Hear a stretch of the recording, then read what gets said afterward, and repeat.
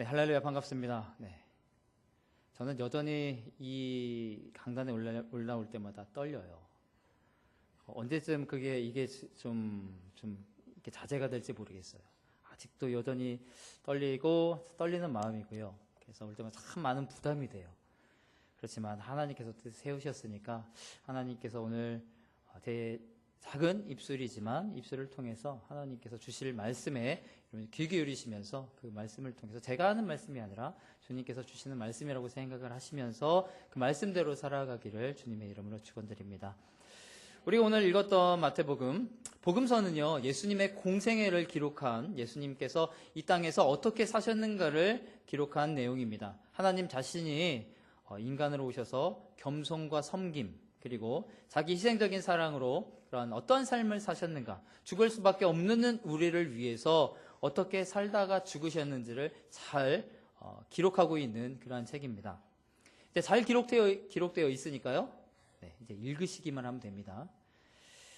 네, 구약에서는요, 하나님께서 선지자들을 이제 부르셔서 그들을 통해서 하나님께서 일을 하시죠. 물론 선지자들을 통하지 않고요, 하나님께서 직접 그 자신의 일을 행하신 때도 있어요. 하지만 대부분을 보게 되면 하나님께서 어떤 사람들을 통해서 그분의 일들을 하게 되는 것을 보게 됩니다. 신약에 와서도 마찬가지죠. 예수님 역시도 사람들을 통해서 일들을 하시는데요, 특별히 그 12 제자를 선택하시죠. 그들을 불러서 하나님의 자신의 행하고자 하시는 일들을 하게 되는 것을 보게 됩니다. 오늘 우리가 읽었던 그 본문에 있는 말씀을 보게 되면요, 오늘 제목처럼 나를 따라오라 라고 예수님께서 말씀을 하십니다.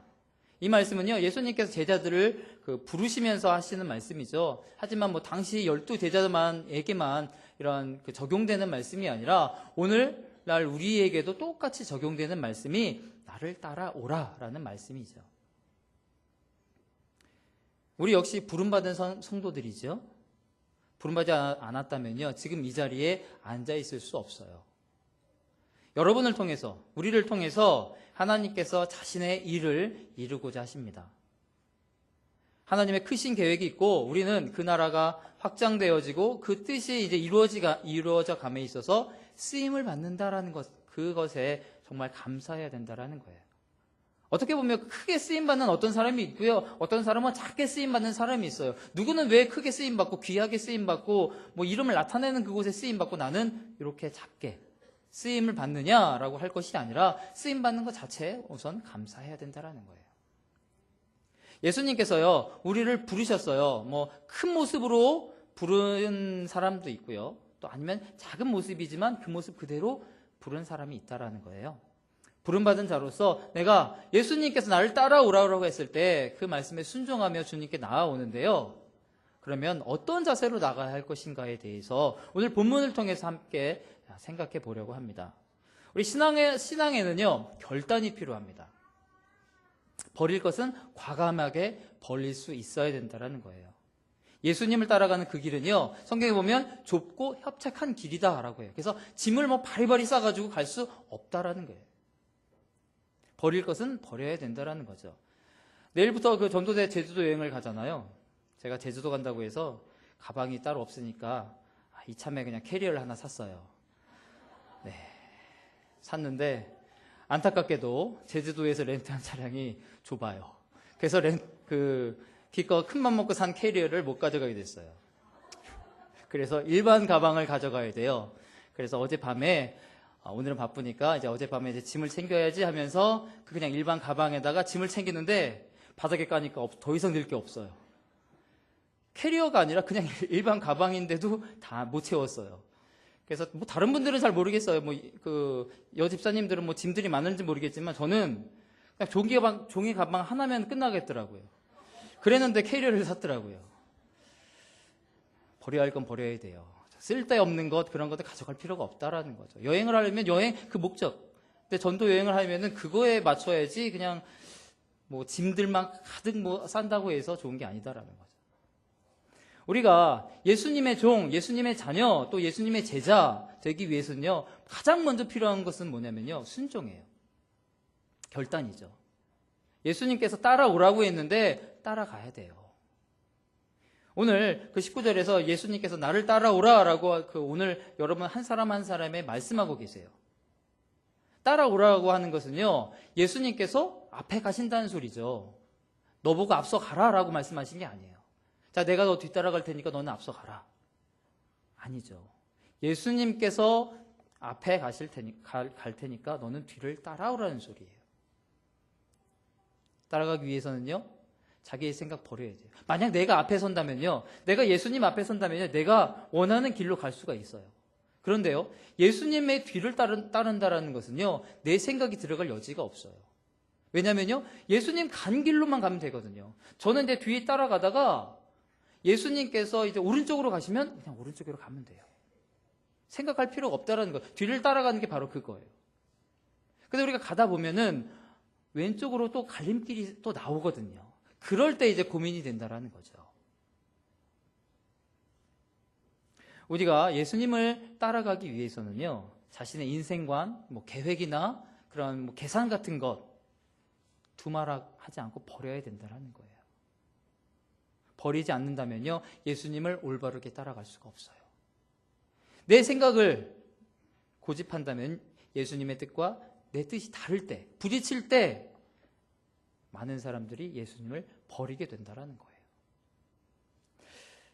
그 맥스 루케이도의 그 책이 있어요. 제가 정말 이 책 제목을 정말 좋아하는데요. 제목이 뭐냐면요, 나보다 나를 더 사랑하는 주님. 네, 이게 책 제목이에요. 참 제목 좋죠?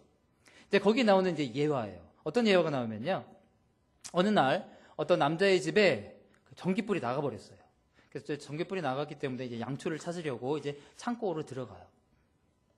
그래서 창고에 들어가서 이제 양초 하나를 찾아요. 그런데 양초 하나를 딱 집으니까 양초가 말을 하기 시작해요. 뭐라고 말하냐면, 주인님, 저는 아직 불을 밝힐 준비가 안 되었습니다. 어떻게 하면 더 밝고 아름다운 빛을 낼 수 있을까 지금 고민하는 중이니까요, 잠깐만 기다려주세요. 라고 양초가 주인에게 말을 해요. 그러니까 주인이 깜짝 놀라죠. 양초가 말을 하네? 이러면서 내버려두고, 그러면은 다른 양초를 또 찾아요. 또 다른 양초를 들어요. 그러니까 그 양초가 말을 해요. 주인님, 내가 지금 불을 밝히는 게 얼마나 중요한 일인지 지금 묵상하고 있는 중이에요. 그러니까 잠깐만 기다려주세요. 지금 저를 쓰시면 안 돼요. 좀 이 묵상 마치고 좀 써주세요. 라고 말을 해요. 그러니까 주인이 이 양초도 말을 하네? 이러면서 그냥 휙 던져주고, 또 다른 초들 이제 한 묶음을 봤어요. 저 많은 묶음 중에서 하나 가져가면 되겠지라고 하면서 하나를 딱 집어요. 딱 집는 순간 그 묶음에 있는 양초들이 한꺼번에 말을 하기 시작해요. 뭐라고 하냐면, 우리는 아직 불을 밝힐 준비가 안 되었습니다.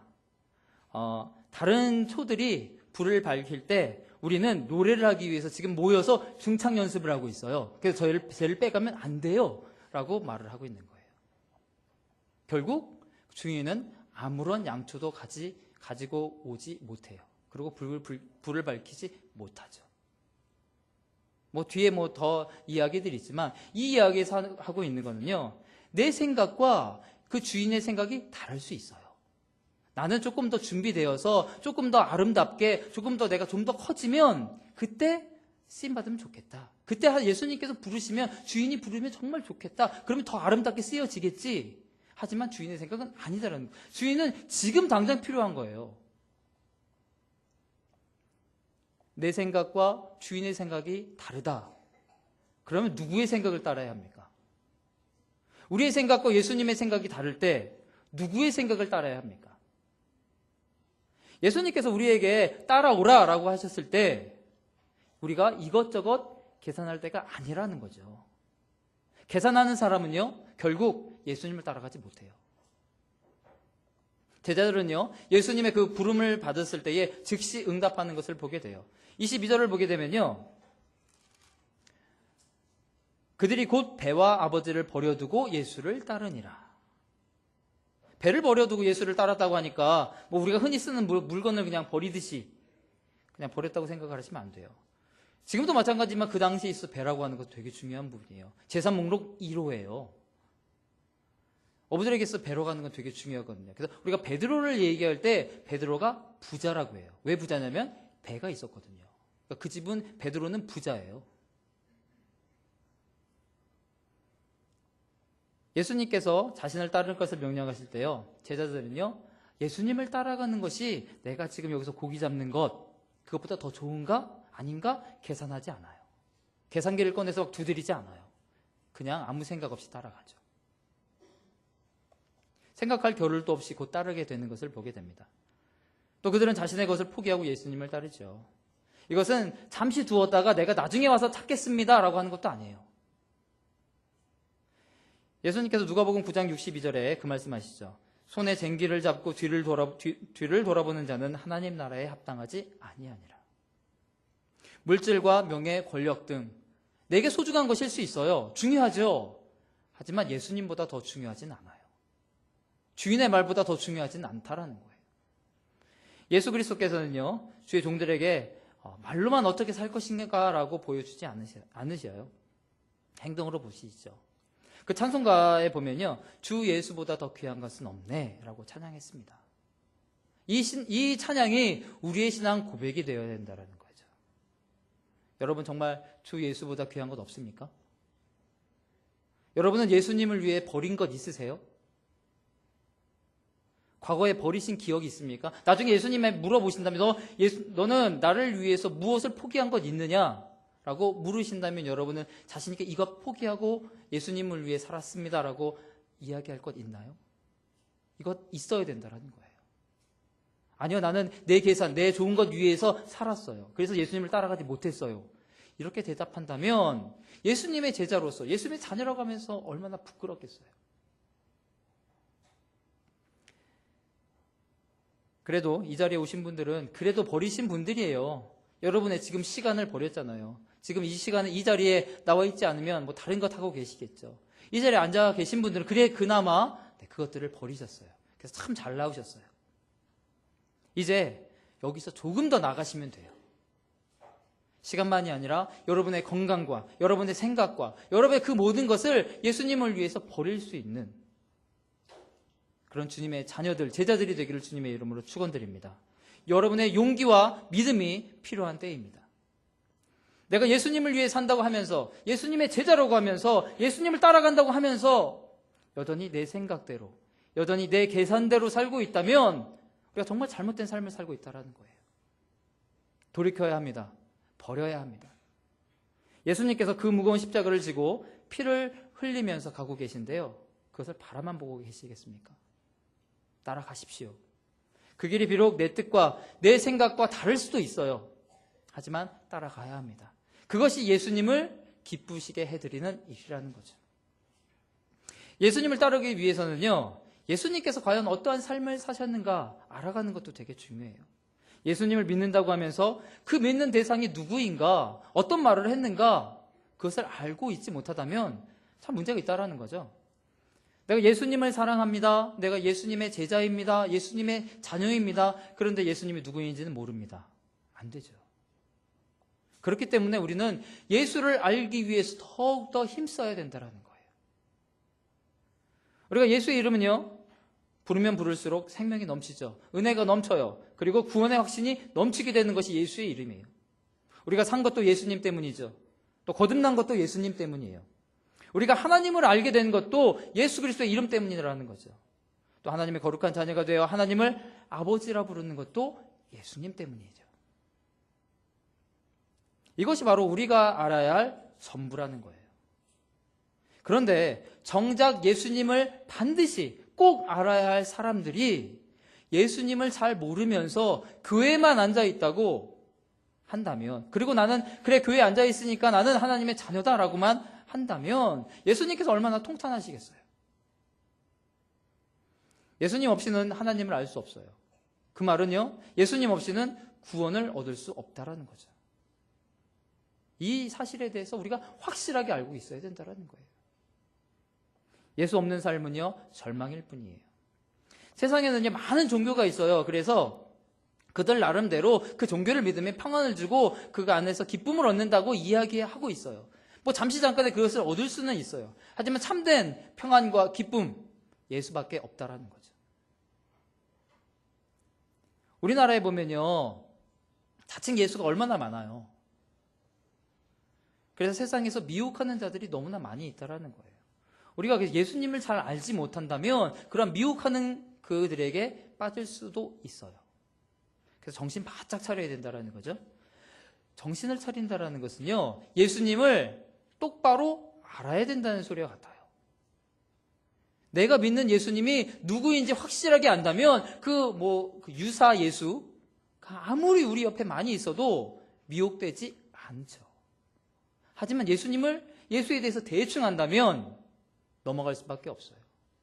예수님께서 그 십자가에 못 박히시기 위해서 이제 예루살렘으로 입성하죠. 그럴 때 수많은 사람들이 예수님을 호산나 찬송하면서 맞이해요. 예수님에 대해서 알기 때문에 예수님을 이야기하죠. 예수님을 찬양해요. 그런데요, 곧 얼마 있지 않아서 예수님을 못 박는데 동참해요. 예수님을 어설프게 알아서 그래요. 예수님을 아는 것처럼 보였어요. 그래서 예수님의 이름을 부르면서 찬양했지만 결국 예수님에 대해서 온전히 똑바로 알지 못했기 때문에 예수님을 죽이는 데 앞장서는 그러한 일을 벌였다라는 거죠. 그래서 우리가 예수님을 똑바로 아는 것 얼마나 중요한가요? 예수님을 아는 것이 구원의 전부임을, 삶의 행복의 시작과 끝임을 우리는 늘 깨달아야 한다는 거죠. 예수님께서는요, 제자를 부르시고요, 곧바로 일을 맡기지 않으셨어요. 3년간 데리고 다니면서 이론으로 가르치고 여러 가지 실습을 시키시죠. 그 제자들, 그 구성원들을 보게 되면 어부와 세리죠. 그 12제자 아무것도 할 수 있는 게 아무것도 없었어요.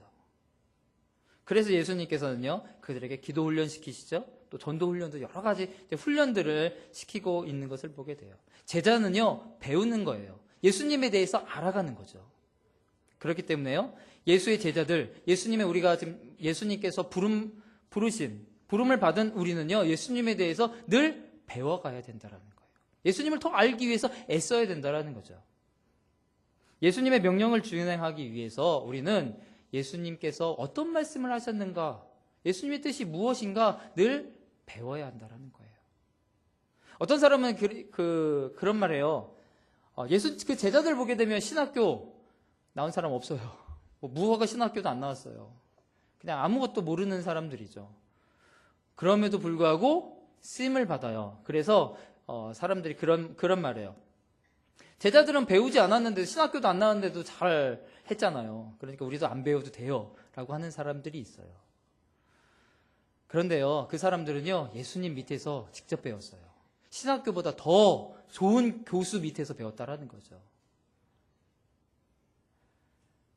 신학교에 있는 유명한 교수님, 그 밑에서 가르침을 받는 거 같고요. 예수님 밑에서 3년 동안 먹고 자고 하면서 따라다녔던 그 제자들 가운데에서요, 이 둘 중에 누가 예수님에 대해서 더 잘 알까요? 제자들이죠. 신학적으로 배우지 않아도요, 예수님과 늘 함께 했던 이들은요, 예수님에 대해서 누구보다 더 잘 알았을 거예요. 그래서 훌륭하게 자기에게 맡겨진 일들을 잘 감당하고 있는 것을 보게 된다는 거죠. 아무것도 배우지 않고요, 모르는 상태에서 주님의 일을 하는 거 너무나 어려워요. 예수를 전하긴 해야겠는데 예수가 누군지 모른다? 아니죠. 예수의 신실한 약속을 믿고 나가야겠는데 예수님께서 나에게 어떤 약속을 하시는지 모른다? 이러면 어떻게 나가죠? 우리가 제자들처럼 예수님께 직접 가르침을 받을 수는 없어요. 하지만 하나님의 말씀을 묵상하고 깊은 기도 생활을 통해서 예수님의 모습, 예수님의 삶을 배울 수 있다는 거죠. 진리를 배우고 실천하는 삶을 사시기를 바랍니다. 예수님의 가르침에 여러분은 갈급하셔야 돼요. 그래서 예수님께서 오늘 내가 무엇을 배울 수 있을까? 예수님께서 나에게 어떤 말씀을 하시는지 늘 귀를 기울일 수 있어야 된다는 거죠.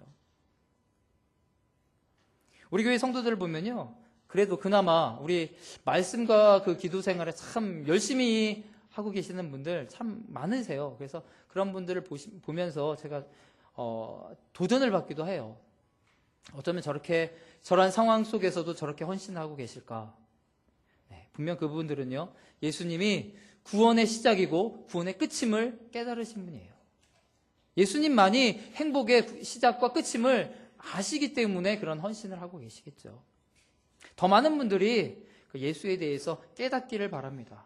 예수님만이 구원의 길이요, 예수님만이 행복의 길임을 우리 모두가 깨달으셔야 돼요. 많은 분들이 더 하나님을 예수님에 대해서 알아가면서 헌신하시기를 주님의 이름으로 축원드립니다.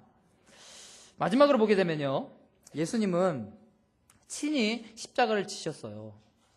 그냥 예수님께서 인류를 위해서, 우리 한 사람 한 사람의 죄를 위해서 죽으시려면요, 그냥 간단하게 죽으시면 돼요. 그렇게 힘들고 어려운 그 길을 왜 굳이 택하셨을까?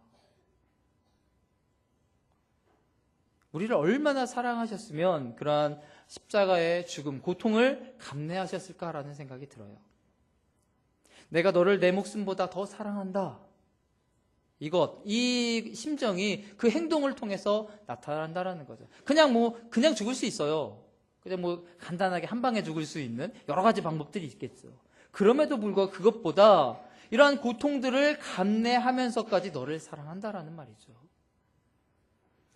예수님을 따르는 사람도 그와 마찬가지로 그 십자가를 져야 돼요. 마태복음 16장 24절에 나오죠. 누구든지 나를 따라오거든 자기를 부인하고 자기 십자가를 지고 나를 따를 것이니라. 온갖 멸시와 수치, 고통과 아픔이 십자가에는 있어요.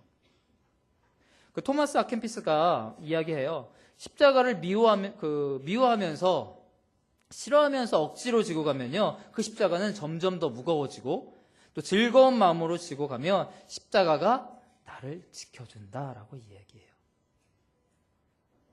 십자가를 진다고 하는 것, 각 사람마다 다양한 해석이 있고요, 적용이 있겠죠. 그러나 중요한 것은요, 십자가를 진다라는 것은요, 결코 쉬운 일이 아니에요. 우리가 그 삶에 있어서 삶의 길을 걸어갈 때요, 고난의 길이라는 외길밖에 없다면 어쩔 수 없이 가겠죠? 길이 좋든 나쁘든 내가 걸어가는 이 한 길밖에 없다면 그냥 어쩔 수 없죠, 그 길 하나밖에 없는데. 그냥 걸어가겠죠. 그러다가 예수님을 따라가는 그 길이 만약 외길이라면 예수님이 걸어가신 그 길 뒤에 따라가면서 길이 왜 이래, 왜 이렇게 힘들고 좁고 막 그래라고 하면서 불평할 수는 있지만 그 길이 한 개밖에 없으니까 어쩔 수 없이 따라가요. 그런데 가다가 더 좋은 길이 나타나면 어쩌시겠어요? 우리의 마음은, 우리의 생각은요, 예수님께서 좀 더 좋은 길로 걸어가셨으면 좋겠는데 뒤에서 예수님을 막 조종하려고 하죠. 예수님 이쪽으로 했는데 예수님은 내 생각과는 다르게 좁은 길을 선택하셔서 그 왜 좋은 길 내버려두고 그쪽으로 가실까? 우리가 고민하면서 그 길로 탁 들어서는 순간 우리는 고민하게 된다라는 거죠. 그 길을 따라가야 되나? 더 좋은 길이 있는데? 그리고 많은 사람이 그 넓은 길로 가고 있는 것을 봐요. 그럼 더 고민되죠. 좁은 길을 걷는 것이 얼마나 어리석게 보입니까? 예수님께서 나를 따라오라 라고 하신 그 말씀은요, 바로 그 좁고 예수님께서 걸어가신 그 어려운 길, 다시 말하면요, 세상 사람들이 만류하는 그 길이에요. 세상 사람들이 조롱하는 길이고요, 세상 사람들이 손가락질하는, 비난하는 그러한 길이죠.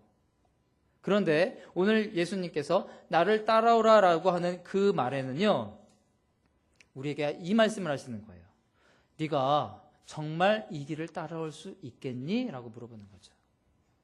힘들고 어려운, 그래서 세상 사람들이 모두가 가지 않는 이 길을 너는 끝까지 따라올 수 있겠니? 라고 물어보시는 거죠. 네, 그렇습니다. 내가 그 길을 걸어갈 수 있습니다. 라고 하는 사람이 예수님의 그 부름, 나를 따라오라 라고 하는 말에 순종하며 나가는 사람이죠. 이 따라오라고 한다라는 것은 정말 쉬운, 그냥 쉽게 따라가겠습니다. 그냥 오라고 하니까 네 라고 하는 그게 아니에요. 따라가기 위해서는 여러 가지 복잡한 게 많이 있어요. 우리 삶을 따라가기에 가로막는 여러 가지 것들이 있거든요. 그럼에도 불구하고 내가 주님을 사랑한다면 주저없이 따라간다라는 거죠. 그 십자가를 지고 간다라는 거죠. 십자가를 지는 것 좋아하는 사람이 누가 있겠어요? 우리도 예수님을 믿는 우리지만 십자가가 안 졌으면 좋죠. 최대한 십자가가 좀 가벼웠으면 좋겠어요. 십자가를 지고 오라고 하니까 십자가를 좀 지고는 가야겠죠. 그런데 그 십자가가 좀 가벼웠으면 좋겠고요. 십자가가 좀 작았으면 감사하지요. 근데 십자가가 무겁다면 그 십자가를 어떻게 할 것인가?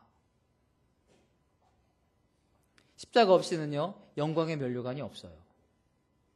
십자가는요, 관상이 아니에요. 관상용이 아니라는 거죠. 보기 좋게 아름다운 그것으로 깎아놓은 것 십자가 아니에요. 장식용은 더더욱 아니고요. 십자가는요, 직접 지라고 있는 거예요. 예수님께서 십자가를 지셨으니까 우리는 팔짱 끼고 그것만 구경하고, 우리가 예수님 십자가 지는 것을 보고 우리가 박수치면서, 아니면 예수님께서 나를 위해서 그 십자가를 지고 가시는군요, 눈물만 흘리라고 예수님께서 십자가 지신 것 아니라는 거예요. 그 십자가는요, 오늘도 우리에게 지라고 있는 거예요. 여전히 우리 앞에는요, 그 십자가가 있어요. 그리고 그 십자가는 우리가 져야 할 거예요. 이 십자가는 예수님께서 지신 십자가지라고 하면서 감상만 하고 팔짱 끼고 있는 것 아니라는 거예요. 십자가 지고 가셔야 돼요. 자기 십자가는요, 자기가 지는 거예요. 누가 대신 져줄 수 있는 것도 아니죠. 그 일본에 유학을 갔다 온 후에 그 윤추 씨가 고종 황제 앞에서 테니스를 치는 시범을 보였대요. 이제 테니스를 여름날 치니까 얼마나 더웠겠어요. 땀 뻘뻘 흘리겠죠? 열심히 이제 쳤어요. 치고 나서 친 것을 본 이제 고종 황제가 그 윤추를 불러서 이야기를 해요. 무슨 말을 하냐면, 아니 윤공은 저런 걸 하인시켜서 하지 왜 이렇게 힘들게 땀 흘려서 하나 라고 했대요. 그렇죠. 왜 힘들게 이렇게 땀 흘려가면서 이렇게 공을 넘기려고 애를 써요. 자기에게 유익하니까 자기가 하는 거죠. 테니스를 누구 좋으라고 해요? 아니죠. 자기가 좋으니까 하는 거죠. 십자가도 마찬가지예요. 십자가 누구 좋으라고 한 것 아니에요. 여러분 한 사람 한 사람, 나 한 사람을 위해서 십자가를 지는 거다라는 거죠. 자기 십자가는 자기가 져야 된다라는 거예요. 십자가를 지고 갈 때에 주님이 위로하시고 주님이 힘을 주세요. 누구에게요? 십자가를 지고 있는 그 사람에게요. 나는 십자가를 지지 않고 옆 사람이 십자가를 지고 있다면 그 사람에게 하나님께서 위로하시고 그 사람에게 능력을 주시지 나에게 주는 것 아니에요. 내가 구경 잘하고 있다고, 내가 박수 열심히 쳤다고 나에게 그 위로와 능력 주시는 게 아니라는 거예요. 십자가를 지고 가는 그 사람에게 하나님께서는 찾아가신다라는 거고, 그 사람에게 위로하신다라는 거예요. 여러분에게 주어진 십자가가 무엇입니까? 내가 예수님을 위해서 포기한 것, 내가 예수님에서 위해서 살아가는 것, 예수님을 위해서 고난을 받는 것, 그것이 바로 여러분의 십자가가 될 수 있겠죠. 오늘 예수님께서 말씀하시죠. 19절에 내가 너희를 사람을 낚는 어부가 되게 하리라. 되게 하리라는 말은요, 내가 그렇게 만들겠다라는 의미예요. 사람을 낚는 어부라는 칭호만 너에게 딱 던져주고 너희가 잘하는지 안 하는지 팔짱을 끼고 뒤에서 구경하겠다라는 말이 아니죠. 네가 어떻게 그 사람을 낚는 어부로 잘하는지 내가 보겠다. 그리고 내가 훈련을 시키겠다. 내가 그렇게 만들겠다라는 의미예요. 우리가 힘도 없고 능력도 없는데 어떤 그 사명을 받으면 되게 힘들잖아요. 한숨부터 나오죠. 그러나 예수님께서는 힘을 주신다라는 거예요. 내가 예수님의 제자로 사람을 낚는 어부로 되기 위해서 내 십자가를 질 때에 예수님께서는 우리에게 힘을 주시고 능력을 주신다라는 거죠. 먼저 우리가 해야 할 것은요, 내가 과연 저 십자가를 질 수 있을까? 내 힘과 내 그 가진 것, 내 능력으로 봤을 때 저 십자가가 과연 나한테 맞는 십자가인가? 계산하고 할 게 아니라는 거죠. 내게 주어진 십자가는요, 무조건 져야 된다라는 거예요. 지고 그 다음에 하나님께서 우리에게 힘을 주신다라는 거예요. 지지도 않고 벌써 내가 그 십자가를 바라보고 내가 과연 질 수 있을까? 고개를 갸웃하면서 계산을 하는 것 아니라는 거예요. 내가 먼저 할 것은요, 무조건 순종해서 십자가를 지면 그 다음부터 하실 일은 하나님께서 하신다라는 거죠. 말씀을 맺습니다. 우리는 예수님의 종으로, 제자로 복음을 위해서 일하라고 부르심을 받고요, 여러 가지 직분들을 받고 여러분 위치에서 세우심을 받았습니다. 예수님께서는 우리에게 사명을 주실 때 힘과 능력을 함께 주세요. 그리고 이제 어떻게 하면 그 사명을 감당할까 보신다라는 거죠. 예수님께서 이 시간 우리에게 말씀하십니다. 나를 따라오라 말씀하시는데요, 이 말씀에 순종하시길 바랍니다. 여러분이 가지고 있는 것, 내가 십자가를 지고 예수님의 뒤를 따라가야 되는데 좀 걸리적거리는 것, 거추장스러운 것 다 버리셔야 합니다. 그것이 내가 정말 하나님 이것만은 안 돼요, 이것만은 좀 봐주세요 하는 것, 그것마저도 과감하게 놓으셔야 돼요. 예수님께 받은 능력과 힘이라는 것, 그 가운데에는 내가 정말 끝까지 놓지 못하는 내 보물 1호, 내 재산 1호가 있어요. 그것마저도 예수님께서 우리에게 주신 거예요. 왜요? 십자가를 질 수 있는 힘이에요. 능력이에요. 그것 때문에 걸림돌이 된다면 과감하게 버릴 수 있어야 돼요. 오직 주의 영광을 위해서 여러분의 가진 것들 사용하시길 바랍니다. 그래서 그날에 잘했다 착하고 충성된 종아 라는 주님의 칭찬을 받는 성도님이 되시기를 주님의 이름으로 축원드립니다.